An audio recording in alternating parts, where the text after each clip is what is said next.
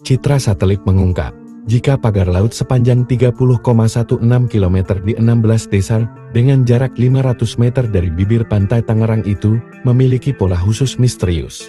Dalam video yang dibagikan ulang akun X @patmul63 15 Januari tahun 2025 terlihat, pola dari jajaran bambu yang ditancapkan membentuk garis panjang dengan pagar terbagi dalam 3 blok berbeda, yakni blok 1 di Desa Kramat, membentang sepanjang 3,07 km. Blok 2 di Desa Kohot membentang 4,71 km.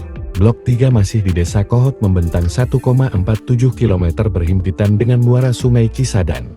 Lalu terlihat pola pemetaan, sehingga warganet curiga, sebab masing-masing blok telah ada sekat pembatas dengan ukuran bervariasi, bentuknya tidak mirip keramba budidaya ikan, kerang atau penahan ombak, tetapi di kafling-kafling, tulisnya. Menanggapi ini, anggota Komisi 4 DPR RI, Rajiv, meminta kasus ini proses hukum, jika ada pelanggaran, baik pagar di Pantai Tangerang ataupun yang ada Bekasi. Maka Komisi 4 segera melakukan konspek kunjungan spesifikasi, kita akan tahu pagar laut ini legal atau tidak.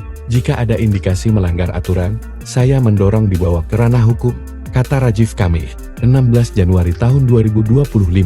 Menanggapi hal ini, Presiden Prabowo Subianto tegas memerintahkan untuk mencabut pagar laut tersebut. Hal ini diungkap Sekjen Partai Gerindra Ahmad Muzani. Beliau sudah setuju pagar laut pertama itu disegel. Kedua, beliau perintahkan untuk dicabutkan, gitu, segera usut, begitu, ujar Muzani Rabu 15 Januari 2025. Sementara nama artis yang membangun pagar tersebut makin heboh, sebab netizen mulai menebak sosoknya. Mereka menyebut ciri-cirinya lagi booming, punya bisnis dan tajir.